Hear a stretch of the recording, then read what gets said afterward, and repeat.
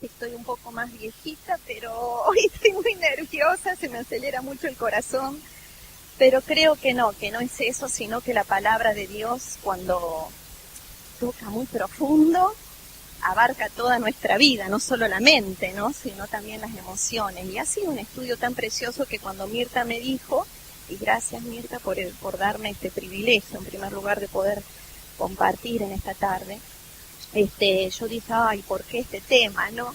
Pero realmente Dios no se equivoca y fue de tremenda bendición para mi vida. Bueno, ya oramos, así que vamos a empezar, ¿sí? Les he entregado un apunte, porque siempre un poquito ya me conoce la más viejita, que hablo medio rápido, que digo muchos versículos, entonces pues dice no podemos anotar nada. Entonces así les di un apunte para que ustedes vayan mirándolo un poquito. Nosotros estamos estudiando un libro y el autor de este libro le colocó a la estrofa que ya, la Poli, perdón, que se me... Giselita, ¿no es cierto? No, Gisela no, es Graciela. No, Graciela habló antes que yo. Sí, Graciela, perdón, no, Graciela. Graciela empezó la estrofa la semana pasada, y esa estrofa del Salmo, ¿no es cierto?, que es del 17, el autor le pone un título, sacándole el máximo provecho a la vida. Y me encantó ese título realmente. Cuando empecé a estudiar, que uno empieza a hablar con Dios, ¿no es cierto?, escuché como que Dios me dice, Gloria, ¿de verdad querés sacarle el máximo provecho a la vida? Sinceramente le dije al Señor, sí, Señor. Y yo creo que todas ustedes, ¿no es cierto?, dirían lo mismo. Pero inmediatamente vino una pregunta mía al Señor. ¿Pero cómo hacerlo, Señor? Yo quiero sacarle el máximo. ¿Cómo hacerlo? Y es el título que le puse al estudio de esta tarde, que es el pedacito de la estrofa que nos toca a nosotros, es del 17 al 24. No, perdón, del 21 al 24. Y realmente ahí está, medio chico el púlpito esta vez para mí, lo voy a poner. El secreto está allí de aprovechar al máximo la vida, apoyándonos sobre la palabra de Dios en cada cosa que Dios permite que vivamos. En estos últimos 4 versículos de esta estrofa, el salmista nos enseña cómo afrontar con la palabra de Dios a los presumidos o a los soberbios. Puse presumidos para las que les gusta aliterar. Mis hijos se ríen porque yo soy media de aliterar también. Entonces, presumidos, prejuicios, príncipes y cualquier problema de la vida. Y vamos a leer entonces el versículo 21 al 24, aunque ya lo hemos memorizado, pero si alguien por favor me lo lee fuerte, así se refresca en nuestra mente. Sí, ¿quién lo lee? 21 al 24.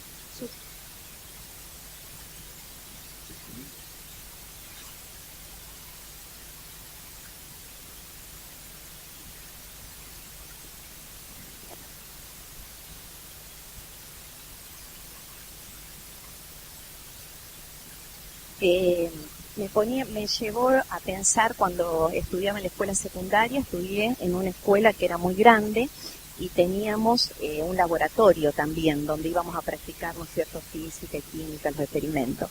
Y me encanta la escuela de Dios, porque la escuela de Dios no es solamente con un pizarrón y una tiza, donde Dios imparte el conocimiento, que es importante, ¿no es cierto?, lo teórico, lo académico, pero Dios después nos lleva a su laboratorio, a un laboratorio, para que yo, de una forma personal, compruebe que lo que Él me enseñó con la tiza y el pizarrón es verdad. Y eso es lo que me ha llegado profundamente este estudio, porque realmente cada versículo que vas a escuchar en esta tarde, yo tenía que parar, llorar y decir, Dios, tu palabra es verdad. Y si estoy parada en esta tarde acá, también es porque la palabra de Dios es verdad. Porque estas luchas que enfrentamos a veces nos quieren decaer, ¿no?, tirar, frenar. Pero cuando nos aferramos a la palabra de Dios, comprobamos que su palabra es verdad. Y realmente me gocé tremendamente en este estudio. El versículo 15 del Salmo 119 dice, en tus mandamientos meditaré, consideraré tus caminos. Debemos detenernos a considerar ¿Cuál es el camino de la voluntad de Dios que debemos transitar en cada situación de la vida? ¿Por qué? Porque solo haciendo su voluntad podremos sacarle el máximo provecho a la vida. Escuchen esto, solo las decisiones que tomamos basadas en la palabra de Dios son decisiones que van a trascender a la eternidad y van a permanecer para siempre. Solo las decisiones tomadas basadas en la palabra de Dios van a trascender.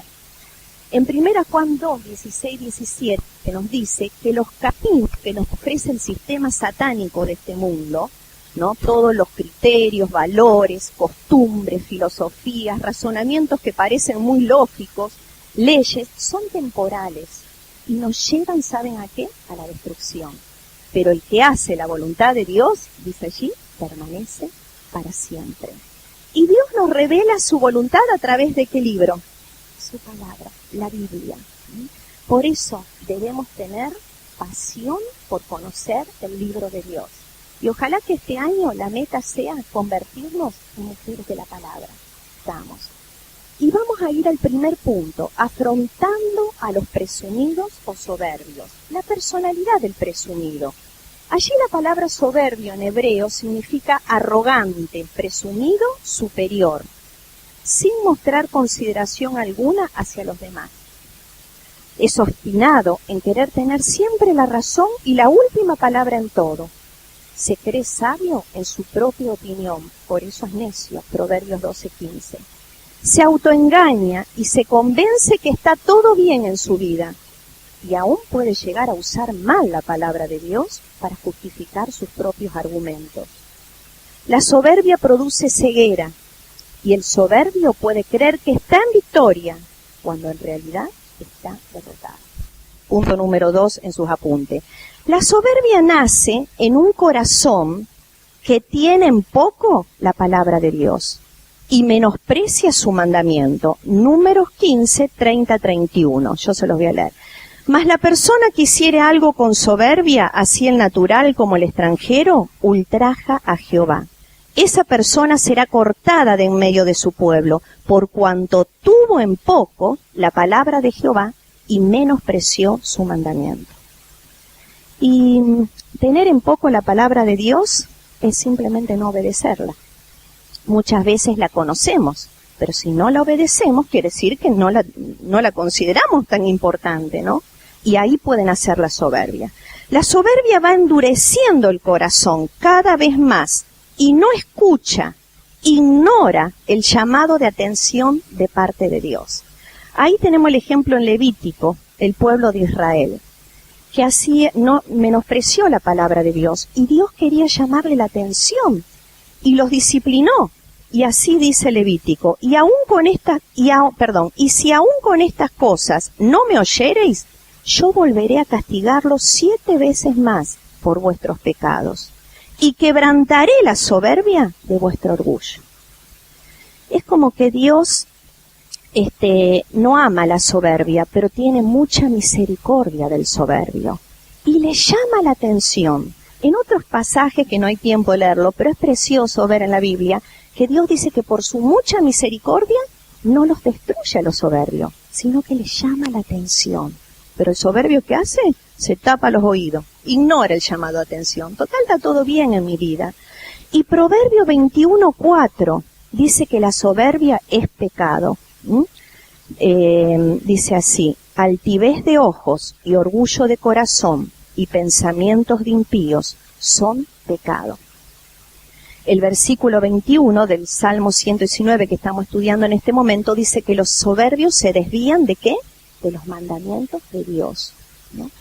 Y como es pecado, los soberbios, ahí en el versículo 21, fíjense, dice que son ¿qué? Malditos. ¿Qué quiere decir malditos? En hebreo significa abominar severamente, algo repugnante, asqueroso. Qué fuerte, ¿no? Proverbios 6, 16 a 17 dice que 6 cosas aborrece Jehová y aún 7 abomina su alma. Y lo primero que se menciona son los ojos altivos. Dios aborrece la soberbia. ¿Y cuál es número 3? El pago de Dios a los presumidos. Bueno, ahí el versículo 21 dice que son ¿qué? Reprendidos por Dios. Esa palabra reprendiste en hebreo significa retar, amonestar, reprimir, resistir. Y Santiago 4:6 dice, Dios resiste a los soberbios y da gracia a los humildes. ¿Qué quiere decir resiste? Que está en contra. Dios está en contra, está en oposición de los soberbios. Ahí tienen un versículo que está equivocado, Isaías tienen ustedes, cámbienlo por Jeremías 49:16. Y dice, tu arrogancia te engañó y la soberbia de tu corazón. Tú que habitas en cavernas de peñas, que tienes la altura del monte, aunque alces como águila tu nido, de allí te haré descender, dice Jehová. Miren qué tremendo, ¿no? El pago, estamos hablando de Dios hacia los soberbios. Un soberbio puede construir un nido muy alto, dice, como los águilas, ¿no? Ahí en la peña. Se siente muy seguro de sí mismo. A mí nadie me va a poder tocar, nadie me va a sacar de este lugar, de esta posición. A veces cuando pasamos años en el ministerio, y es lo que siempre le hablo a la esposa, a los pastores, cuidado, porque podemos decir, a mí de acá, de esta posición, no me saca nadie. Y pensamos que nuestro nido es tan hermoso que nadie puede competir con nuestro nido. Y dice Dios, cuidado, porque yo veo la soberbia. Y de ese lugar de seguridad tremenda que tenés, te puedo hacer caer. Porque Dios resiste a los soberbios. Y dice Proverbios 16:18, que la soberbia es el camino al quebrantamiento y la caída. Antes del quebrantamiento es la soberbia, y antes de la caída, la altivez de espíritu. Jeremías 50:31 y 34, Dios está en contra de los soberbios y defiende la causa de los que son oprimidos por ellos. He aquí, dice Jeremías, yo estoy contra ti, oh soberbio, dice el Señor, Jehová de los ejércitos, porque tu día ha venido, el tiempo en que te castigaré, y el soberbio tropezará y caerá, y no tendrá quien lo levante. Y encenderé fuego en sus ciudades y quemaré todos sus alrededores. Así ha dicho Jehová de los ejércitos. Oprimidos fueron los hijos de Israel, y los hijos de Judá juntamente, y todos los que los tomaron cautivos los retuvieron, no los quisieron soltar. El Redentor de ellos es el fuerte. Jehová de los ejércitos es su nombre. De cierto abogará la causa de ellos para hacer reposar la tierra y turbar a los moradores de Babilonia. Ese ejemplo del pueblo de Israel, se habían levantado contra el pueblo, ¿no es cierto?, de Dios, pero dice Dios que los iba a castigar. Y tristemente en este mundo nunca habrá falta de soberbios, ¿no? Y cuanto más nos acercamos al fin, dice ahí en 2 Timoteo 3:2, este pecado de la soberbia va creciendo tristemente. Y tarde o temprano en la vida, de una manera u otra, en algún momento, tristemente, tenemos que aprender a afrontar la soberbia correctamente. Y no solo debemos esperar encontrar la soberbia en el corazón de los que no conocen a Dios. ¿Saben que tristemente a veces podemos encontrarla controlando el corazón de siervos de Dios? Y vos decís, Gloria, ¿qué estás diciendo? Pero la soberbia sí, puede estar en mi corazón, que quiero servir a Dios, y puede estar en tu corazón. Y me llamó la atención el Salmo 19:13, hablando David. David, un hombre conforme al corazón de Dios, le pide a Dios ser librado de la soberbia. Miren ahí, si alguien lo puede buscar, Proverbios no, Salmo 19:13. Sí, Silvia.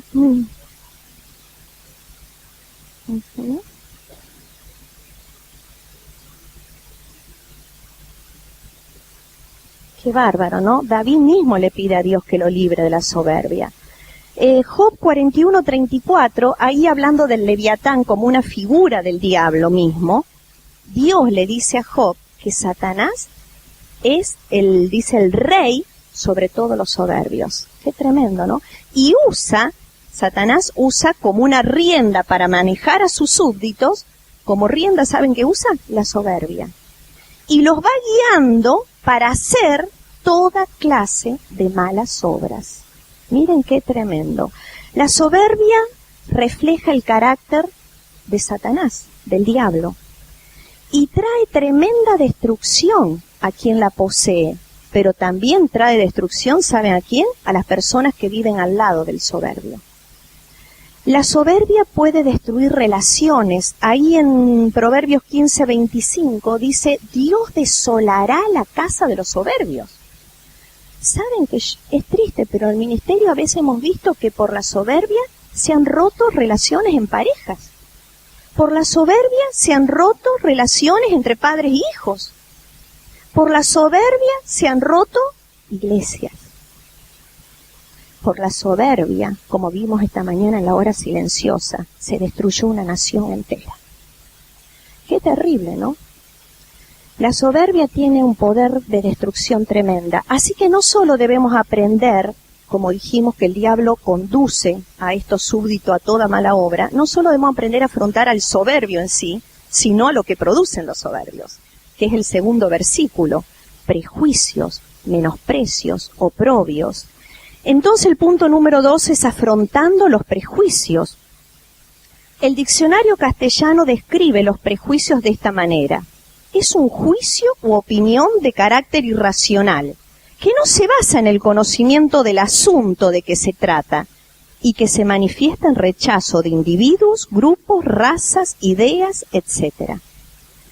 Es decir, que el juicio que emite el soberbio no está basado sobre razones lógicas o valederas, sino que es una decisión de rechazar a la persona, o rechazar una idea, o rechazar un grupo, o rechazar una raza, porque no hay razones, es una decisión del soberbio. Menosprecio, saben que en hebreo quiere decir faltar respeto, despreciar, considerar a alguien menos importante o valioso de lo que es. Cuando nosotros consideramos a alguien menos valioso de lo que es, y delante de los ojos de Dios todas somos preciosas, ¿no? Cristo murió por nosotros, estamos menospreciando personas. Y oprobio, en hebreo, quiere decir burlas, desacreditar a alguien, afrentar, criticar, difamación, agravio, angustia. El punto número 1 de este punto sería el padecimiento de los prejuicios. Creo que todos, en una medida u otra, hemos experimentado tristemente el dolor de los prejuicios, de los soberbios, ¿no es cierto? Al ser tal vez atacadas injustamente, como escuchamos recién algunos testimonios, y estoy segura que si todos tuviéramos tiempo tendríamos alguna historia, heridas, ridiculizadas, menospreciadas, ¿no es cierto? Ahora, quiero decirles algo, tal vez por los años, ¿no es cierto?, de estar en el ministerio, cuanto más trabajamos con vidas de personas, más expuestas estamos a sufrir el dolor de los prejuicios. No es para asustarlas a las alumnas que están con todo el ánimo de servir a Dios, y es precioso. Pero tal vez cuando yo estaba sentada en una silla y era alumna a los 18 años, no me imaginé todo lo que iba a vivir. Si no, a lo mejor hubiera salido corriendo. Pero qué hermoso que Dios está en control de todo lo que llega a nuestra vida. Y vamos a ir viendo, pero vamos a enfrentar estas cosas. Proverbios 14:3, ¿por qué produce padecimiento? Proverbios 14:3. Dice, en la boca del necio está, ¿qué? La vara de la soberbia. Es decir, que el soberbio tiene una vara y nos pega fuerte con esa vara, ¿no? Nos produce dolor. Las bofetadas mentales y emocionales, ¿no?, duelen mucho más que las físicas y perdura el dolor por más tiempo, dura más tiempo el dolor. Las palabras, tal vez comentarios, rumores, mentiras, llenas de soberbia, permanecen en nuestra mente y en nuestro corazón por mucho más tiempo que cualquier golpe físico. ¿Pueden decir esto que sí o no es verdad? ¿Sí? Alguien te dijo algo y, como decía recién Nancy, pasaron las horas y estaba el dolor en el corazón. Y a veces no son horas, tristemente hay personas que viven años. Dura mucho, no podés olvidarte. son dolores muy fuertes. Número 2, ¿cuál es la postura correcta? Que acá viene lo más lindo, ¿no es cierto? Cuando, iba a decir esto cuando empecé, pero me olvidé, digo, cuando vamos a estudiar este tema, parecía un tema de malas ondas, ¿no? Porque vamos a hablar de soberbios, de todo cosas feas, pero en realidad son situaciones que vamos a tener que afrontarlas, no realidades. Ahora, ¿cuál es la postura correcta para afrontar todo esto? Bueno, David aprendió qué hacer en este caso y nos enseña. ¿Qué hizo David ahí en el versículo 22? Primero de todo, ora. Ora a Dios. David le pide a Dios algo muy específico, que aparte de él, el oprobio y el menosprecio. Ahora, ¿por qué le pide esto David a Dios? Yo digo, ¿será que David no quería sufrir? Y le dice, Dios, por favor, poneme una muralla acá, al frente mío, y no permitas que venga a mi vida el oprobio, el menosprecio. Pero ¿saben que cuando estudié esa palabra en hebreo, qué significa aparta? Nada que ver. David no le estaba pidiendo a Dios que no llegue a su vida el dolor del prejuicio. Miren lo que significa. Significa revolver, enrollar, tender lazo, revolcar, rodar, oprimir, esclavizar, estancar. Te digo la verdad, que si no me hubiera pasado esto a mí en carne propia, no sé si lo hubiera entendido. Porque cuando leí esto digo, revolver, enrollar, ¿qué está pidiendo David? ¿Sabes que David no quería gastar su vida envuelto, atado, oprimido, limitado por el dolor y la autocompasión del oprobio y del menosprecio? En el 119, 122, David dice, afianza a tu siervo para bien y no permitas que los soberbios me opriman. Él no quería sentirse esclavizado, atado y limitado. Y saben que en algún tiempo de mi vida, cuando tuvimos con mi esposo que enfrentar situaciones difíciles, el diablo logró esto en mi vida.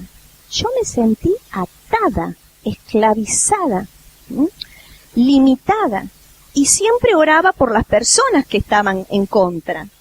Pero un día no me podía dormir. Ya eran como las 2 de la mañana y yo lo despierto a Eduardo. Eduardo, no me puedo dormir. Y me dice, ¿sabes qué? Tenés que dejar de orar por las personas y orar por tu corazón. Y no me gustó ni medio que me dijera eso. Entonces apagué la luz, hice fuerza para dormirme. No me podía dormir. Entonces a los 10 minutos prendí la luz de nuevo y le digo, Eduardo, ayúdame, quiero orar. Y oré tan largo, gracias a Dios por mi esposo, ¿no? Que me aguantó como 40 minutos, 50 minutos. Le dije tantas cosas a Dios, como si yo no supiera todo lo que yo sentía, todo lo que me estaba pasando, pero le conté todo, desde que arrancó todo. Y le dije, Dios, si realmente existís dentro de mi corazón, yo te pido que me lo transformes, que me cambies esto, y que yo pueda actuar conforme a tu palabra, que pueda pensar como tu palabra. ¿Y saben qué pasó? Bueno, terminé ahí de llorar, orar, nos abrazamos, apagué la luz, me dormí instantáneo, y Dios empezó a cambiar mi corazón. Pero por eso entendí cuando dijo esto David, aparta de mí el oprobio, yo quiero sacarle el jugo a la vida, no quiero quedarme enredado ahí con todos los problemas de los menosprecios, quiero seguir corriendo. Y David, en segundo lugar, ¿qué hace? En el versículo 22b, fíjate, decide apoyarse ¿en qué? En la palabra de Dios. David encontró que la única forma de quedar libre y de tener una mente limpia y un corazón en paz era a través de guardar la palabra de Dios, mientras sufría el dolor del maltrato. Solo así David podía seguir corriendo la carrera y sacarle jugo a la vida. Ahí tenemos varios versículos que por el tiempo no los vamos a leer, pero ustedes en su casa pueden leerlos, pero sí voy a mencionar algunas cosas. En el 51 y 52 dice que mientras que los soberbios se burlaban de David, o sea, lo maltrataban, peleaban con obstinación, David recordaba la palabra y no se apartaba de ella. Era consolado. Podés tal vez ir viéndolo en tu Biblia mientras no lo leo, pero ustedes lo van viendo un poquito. El 69, fíjate. frente a las mentiras de los soberbios, que quiere decir frente a la falsedad, el engaño, el fingimiento, la traición, ¿qué hacía David? David se apoyaba en la verdad de Dios.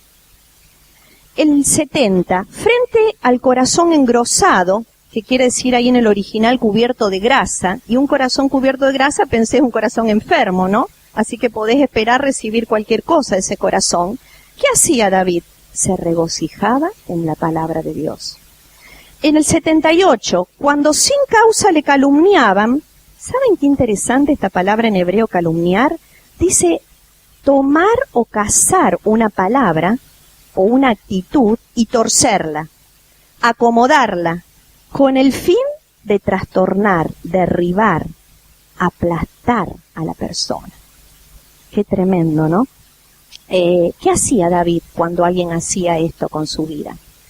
A veces parece que vos decís, ¿cuándo dije eso? Y alguien dice, pero vos dijiste esta palabra. Y cazan la palabra, y cazan la actitud, y la tuercen. ¿Para qué? Para hacerte derribar, aplastarte. ¿Y David qué hacía? Meditaba en sus mandamientos. El 85 al 87, cuando le persiguen sin causa y cavan hoyos. Es re interesante eso. La palabra cavar significa tramar, planear, buscar. Y hoyo significa abismo, fosa, un barranco despoblado. Ahora, ¿cómo unimos esto? Una fosa, un barranco despoblado, yo me hice una foto en mi mente, es como una caída, porque seré que soy de allá de Córdoba, de las montañas, y me ha pasado a veces, te caes, te resbalas, y no tenés una rama ni una piedra de donde agarrarte, no tenés nada, te caes al abismo. Dice David, cuando alguien trama, ¿no es cierto?, algo, una caída, pero la trama tan bien que no tiene de dónde agarrarse David para defenderse. Está tan bien tramado que es tu palabra contra la del otro, diríamos, no tenés dónde defenderte. Dice que entonces cuando él siente que alguien pone piedras en el camino para que tropiece, cuando siente que alguien le pone un palo en la rueda para que no avance, crezca, se desarrolle, porque acuérdense que el soberbio, ¿no es cierto?, tiene miedo de perder esa posición de control que tiene. Entonces va a luchar permanentemente. ¿Y qué hace David? Medita en la palabra de Dios, se regocija en la palabra de Dios, espera en la palabra de Dios. David no dejaba los mandamientos. Y miren qué interesante, ¿por qué no los dejaba? Porque con la verdad de Dios iba a ser más sabio que sus enemigos y no iba a caer en la trampa de sus enemigos. No porque él era más sabio, con los mandamientos de Dios, porque siempre están conmigo. Y el 42 y 45, me encantan esos versículos, porque dice que la mejor forma de responder a nuestros enemigos no es con nuestra boca, como decía Lancy, hay que morderse la lengua, no es con nuestra boca. Pero, más que morderse la lengua, es la actitud del corazón. Necesitamos una actitud de total confianza en la palabra de Dios. Porque ¿qué vale que me muerda la lengua, pero tengo un volcán adentro mío, ¿no es cierto? Claro. Porque les podremos, ¿saben qué?, mostrar a los enemigos que la palabra de Dios es viva, que actúa, que Dios es fiel a sus promesas, y que yo oro y Él me escucha, me responde y me consuela. Fíjate si alguien puede leer este versículo tan precioso, Salmo 86, 14 a 17. 14 a 17.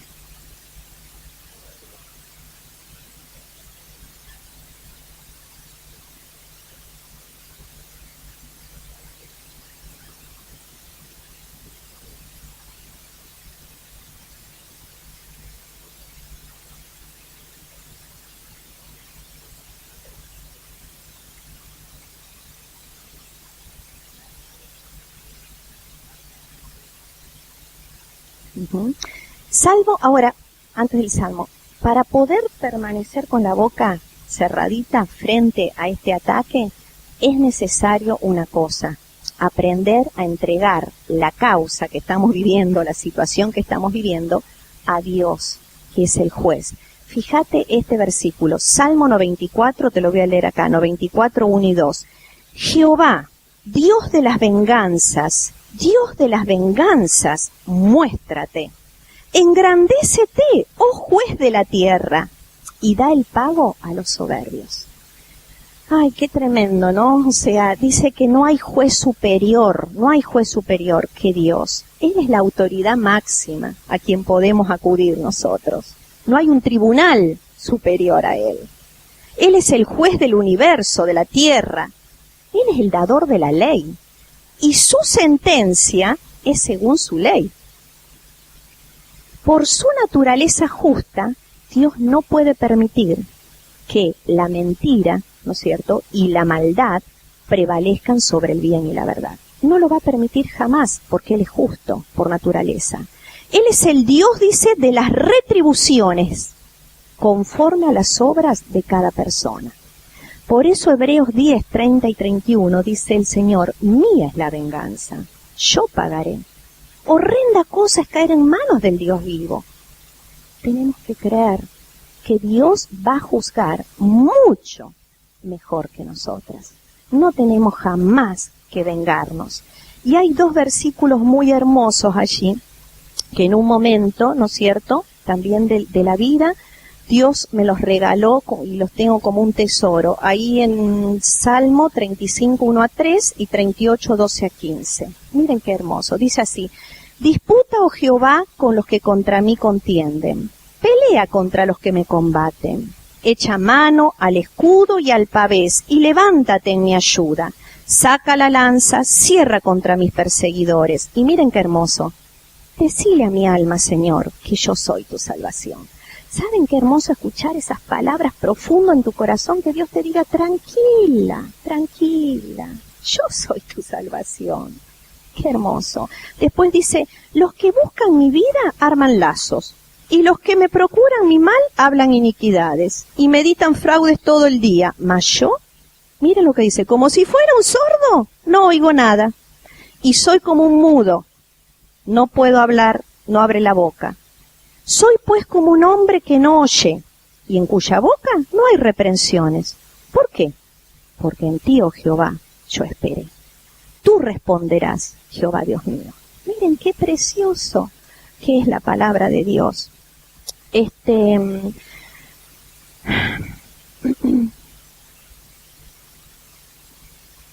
¿Saben qué va a pasar cuando nosotros empezamos a responder a los soberbios?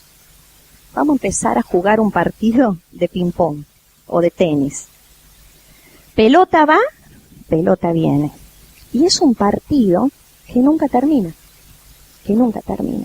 Y tristemente voy a malgastar mi vida. Y acuérdense que estamos hoy diciendo que quiero sacarle el máximo provecho a la vida. Voy a estar malgastando mi vida, me voy a enredar en problemas cada vez más, porque un problema te lleva a otro, que vos dijiste, que no dijiste. Gastaré mi tiempo maquinando cosas. A ver cómo le voy a contestar ahora, porque tengo que maquinar algo para responderle, ¿no es cierto? Gastaré mis energías, estaré absorbida por personas en vez de estar absorbida por Dios y su palabra. Sufriré desvelos, me enfermaré, y malgastaremos nuestras vidas en vez de sacarle el máximo provecho. Ahora, el ejemplo de Jesús, que es nuestro ejemplo, ¿no es cierto?, para imitar. ¿Qué dice en 1 Pedro 2? 1 Pedro 2, 21 a 23. Miren qué precioso. Pues para esto fuiste llamados, dice Dios, porque también Cristo padeció por nosotros, dejándonos, ¿qué ejemplo? ¿Para qué? Para que sigamos sus pisadas, el cual no hizo pecado, ni se halló engaño en su boca, quien cuando le maldecían no respondía con maldición, cuando padecía no amenazaba, sino que encomendaba la causa al que juzga justamente. Hebreos 2. Puesto los ojos en Jesús, el autor y consumador de la fe, el cual, por el gozo puesto delante de él, sufrió la cruz, menospreciando el oprobio, y se sentó a la diestra del trono de Dios. Jesús dice que menospreció el oprobio. ¿Sufrió el oprobio? Sí, pero no quedó enredado en el dolor del oprobio. Dice que no lo consideró como algo tan importante, no menospreció al dolor. ¿Por qué? Porque tenía un gozo mayor, que era el gozo del fruto de su obediencia al Padre. Él está obedeciendo al Padre. Y el fruto de su obediencia eran vidas transformadas a su imagen. Vidas que recuperaban esa imagen perdida de Dios. Y yo creo que nosotras tenemos que clavar nuestros ojos en eso también. No en el dolor, menospreciar el oprobio. Y clavar nuestros ojos en el gozo de que otras personas vean a Cristo en mí. Y la única forma que otras personas puedan ver a Cristo en mí es que yo, como dice Pablo, trate, ahí en 1 Corintios dice, trate de sufrir el agravio. ¿Por qué no sufrís más bien el agravio? ¿Por qué no sufrís más bien el ser defraudado antes de salir y pelearte con todo el mundo y vengarte y hacer cosas que a Dios no le agrada? Y es la única forma, ¿no?, de poder imitar a Jesús y sacarle el máximo provecho a la vida. Debemos decidir si vamos a quedar enredadas en el dolor del oprobio, de los prejuicios, o si vamos a vivir en libertad, obedeciendo la palabra de Dios. El punto 3, afrontando a los príncipes. ¿Quiénes son los príncipes? O puse princesas porque tenemos una presidenta también ahora, ¿no es cierto? Entonces, príncipes o princesa podemos poner. Príncipe quiere decir persona, jefe o cabeza, de cualquier rango o clase. Significa ejercer dominio, autoridad, presidir. Es decir, que es cualquier persona que ejerce autoridad o influencia sobre otros, ya sea por una posición o por reconocimiento. Ahora dice que los príncipes se sentaron. Esa palabra en griego, en hebreo, significa como juicio en emboscada. ¿Qué está queriendo decir? Que desde su lugar de influencia, estos príncipes emiten un juicio, emiten una opinión, una observación, un comentario, maquinando que una trampa, un lazo. Lo que ellos dicen, los príncipes, es sumamente importante, porque las palabras de ellos, ¿qué? Tienen mucho peso, porque tienen mucha influencia en la vida de personas. Y esto también lo podemos llevar al plano espiritual, diríamos, la obra de Dios, ¿no? Todos los que tenemos influencia en otras vidas, vamos ejerciendo un poquito este papel de príncipe. Yo me doy cuenta en el ministerio a veces, o sea, lo dijo Eduardo, lo dijo Gloria, ya es palabra santa, ¿no es cierto? Qué tremenda importancia que tienen mis palabras. Antes de salir cada fin de semana digo, Dios, por favor, cuida nuestra boca, porque no nos dejes decir nada, ¿no es cierto?, que va a causar problemas. Significa también permanecer, establecerse, persistir. Es decir, que estos príncipes se sientan, se establecen en una posición tomada, llena de argumentos, y de allí no se mueven. Y desde esa postura, los príncipes hablaron contra David, contra el salmista. O sea, proclamaron, divulgaron cosas en sentido destructivo hacia la vida de David. ¿Y qué hacía David en medio de esta situación? El versículo 23, fíjate. Mas tu siervo meditaba en tus estatutos. David meditaba, reflexionaba en la palabra de Dios. Y me encantó, como dice que era siervo, lo hizo con el corazón correcto, como nos enseñó Graciela el jueves pasado. Que debemos acercarnos a la palabra de Dios teniendo un corazón de ¿qué? De siervas. Quiere decir, de sumisión a lo que Dios me dice. No de cuestionamientos. Dios me dice esto, pero yo estoy viviendo otra cosa. No, me acerco a la palabra de Dios con un corazón de sierva, sumisa, y lo obedezco. Y esa actitud trajo frutos y resultados en la vida de David. Ahora, con mucha facilidad, nosotros nos sentimos intimidadas por las personas que están a veces en una posición de autoridad. Y a veces me pasa en el ministerio. No quiero que las personas tengan miedo de venir a hablar conmigo, pero a veces las personas están intimidadas, ¿no es cierto? Pero no tiene que ser así. No tenemos por qué sentirnos con miedo por personas que están en una posición de autoridad si meditamos en la palabra de Dios. Fíjate que David no fue preso del pánico, no fue preso del temor de los príncipes, porque David tenía temor, ¿saben de qué? De la palabra de Dios. Fíjate ahí el versículo 161. 161. ¿Lo tiene alguien, por favor?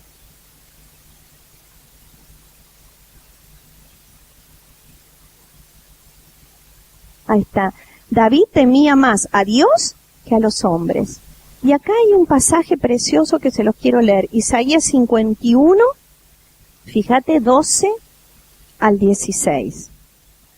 Yo soy vuestro consolador. Mirá lo que dice Dios. ¿Quién eres tú para que tengas temor del hombre, que es mortal, y del hijo de hombre, que es como heno?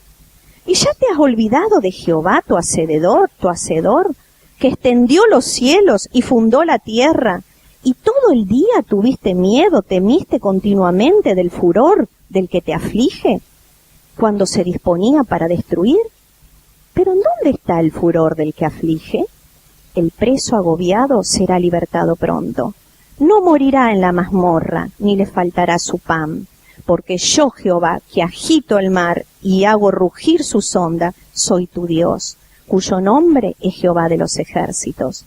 Y en tu boca he puesto mis palabras, y con la sombra de mi mano te cubrí, extendiendo los cielos y echando los cimientos de la tierra, y diciendo, a gloria, pueblo mío eres tú. Lo tengo escrito en mi Biblia el día que Dios me lo dio. Versículo 23 es un cuadro precioso que me encantaría que traten de quedar grabado en sus mentes. Si logramos esto, creo que va a ser muy importante. Imagínate el cuadro del versículo 23. De un lado, imagínense acá, están sentados, dice, los soberbios, los príncipes, hablando mal ¿de quién? De David. Del otro lado, imagínenlo a David, sentado, tranquilo, hablando con su Dios y con la Biblia en la mano. Trata por un momento de grabarte esa imagen en tu mente, cerrá los ojos. De un lado, personas que hablan mal, ¿qué importa? ¿Cómo tengo que estar yo? ¿Cuál es mi postura? Sentada, tranquila, con la palabra de Dios y hablando con Dios. Las palabras que hablan los príncipes, los soberbios, dice Dios, no te hagas problema, porque son palabras que van a perecer. Las palabras que habla Dios permanecen para siempre. Miren qué hermoso, traten de grabar eso para cuando vengan circunstancias en la vida, ¿cómo debemos afrontar? Debemos recordar que los príncipes dominan con permiso soberano de Dios, como dicen Romanos, ¿no es cierto? Toda autoridad es puesta por Dios. Y si resistimos a la autoridad, a Dios resistimos y debemos someternos. Pero no debemos pelear contra los hombres que están en influencia, jamás. Ahora, mi sometimiento a los príncipes termina cuando los príncipes me presionan, ¿no es cierto?, a desviarme de la voluntad de Dios. Cuando me conducen a pecar. Y ahí ya no, la obediencia termina, ¿no es cierto? O me llevan a desviarme de la voluntad de Dios para mi vida. Y acá tenemos un ejemplo precioso de Pedro y Juan ante el concilio, enfrentando las autoridades religiosas de esos días. ¡Qué tremendo! Y dice ahí el versículo 29 que Pedro y Pablo respondió que tenían que obedecer ¿a quién? A Dios antes que a los hombres. Porque ellos le dijeron, no hablen más de Jesús.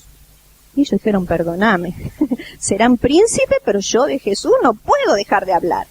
Tengo que obedecer a Dios que me mandó a hablar, ¿no? Y miren qué hermoso, dice que sufrieron el agravio con gozo. ¿Por qué? ¿Les gustaba sufrir? ¿Eran masoquistas? No. Pero el gozo era obedecer a Dios. Y aunque la obediencia muchas veces va a traer persecución, la obediencia a veces va a traer sufrimiento, pero va a traer gozo. Después tenemos el ejemplo de Jeremías, que lo van a estudiar ustedes solita en la casa, porque no tenemos tiempo, pero es precioso. El ejemplo de David, qué bárbaro David, enfrentando primero a su hermano, ahí después ustedes léanlo en su casa. Cuando él va a pelear contra el gigante, su hermano mayor le juzga el corazón de David. Y él, ¿sabes qué dice? Lo desvió, dejó esas meras palabras, dice así la Biblia, y siguió para afrontar al gigante. Si David se hubiera quedado enredado con lo que le dijo su hermano mayor, jamás hubiera tenido la victoria de matar al gigante.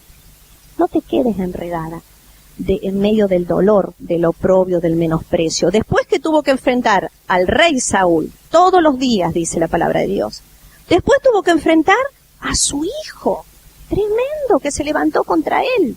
Pero me encantó. David jamás cobró venganza por su propia mano, sino que entregó la causa a Dios, y de Dios vino la salvación. Les leo solo el versículo 15, que dice: Jehová pues será juez, y él juzgará entre tú y yo, le dijo David a Saúl. Él vea y sustente mi causa, y me defienda de tu mano. Y dijo a David, más justo, Saúl ahora le dice a David, más justo eres tú que yo, que me has pagado con bien, habiéndote yo pagado con mal. Esto es lo que Dios quiere, que yo entregue mi causa a Dios y encima le pague bien a mi enemigo. En Romanos, ¿se acuerdan que dice, si tu enemigo tiene hambre, dale de comer, tiene sed, dale de beber? Y venzamos con el bien el mal. Eso es lo que Dios nos pide. Después tenemos allí el ejemplo precioso de Jesús. Le acusaron a Jesús sin causa. No lo vamos a leer, pero ustedes se acuerdan cuando dice que trataban de buscar y buscar argumentos y no encontraban. Pero ahí cuando él moría en Lucas 23:34, ¿qué dice? Padre, perdónalos, porque no saben lo que hacen. Y saben que estas palabras de Jesús hicieron una tremenda diferencia entre él y los otros ladrones que morían. Porque en el versículo 47 dice que el centurión creyó que verdaderamente era el Hijo de Dios. Jesús en ese momento de tremendo sufrimiento, de oprobio, de menosprecio, se puso a orar por los pecadores, por los soberbios, y dijo, Padre, no saben lo que hacen. A mí me encanta porque Jesús separó el pecador del pecado. ¿Sí? Y así tenemos que hacer nosotras también, para poder imitar a Jesús. Me gusta porque dice Mateo 5:6, así alumbre vuestra luz delante de los hombres, para que vean vuestras buenas obras y glorifiquen a Dios. Es la única forma que las personas puedan conocer a Jesús. Y en el capítulo 13 de Juan vemos que Jesús amó a su enemigo hasta el fin, que era Judas, ¿no? Y le terminó lavando los pies a Judas. O sea que lo sirvió a su propio enemigo, le pagó bien por mal. Y esa es la actitud que el Señor realmente espera de nosotros, pero no es tan fácil. Es fácil decirlo. A veces llegamos al punto de perdonar a nuestros enemigos. Creo que no me es tan difícil. A veces puedo llegar al punto de amarlo al enemigo. Pero ¿saben que alguien dijo? Nunca vas a ser como Jesús hasta que no estés dispuesta a servir a tu enemigo. Y ese es el punto que estoy trabajando en mi vida. Quiero parecerme más a Cristo. Y quiero no solo perdonar, quiero aprender a amar, pero más que amar, quiero estar dispuesta a dar mi vida por mis enemigos. Y esa tiene que ser tu meta también. Y por último, el número 4, afrontando los problemas de la vida. Ese versículo va para todo, cualquier problema. Dice que David se deleitaba en la palabra de Dios. Encontraba complacencia, acariciaba las hojas de la Biblia. ¿O nunca te pasó? Tan hermosa que la acaricias, ¿no? Clavaba su mirada, se sentía mimado. ¿Por qué David se deleitaba tanto en la palabra de Dios? ¿Saben por qué? Porque encontraba en la palabra de Dios sus consejeros por excelencia.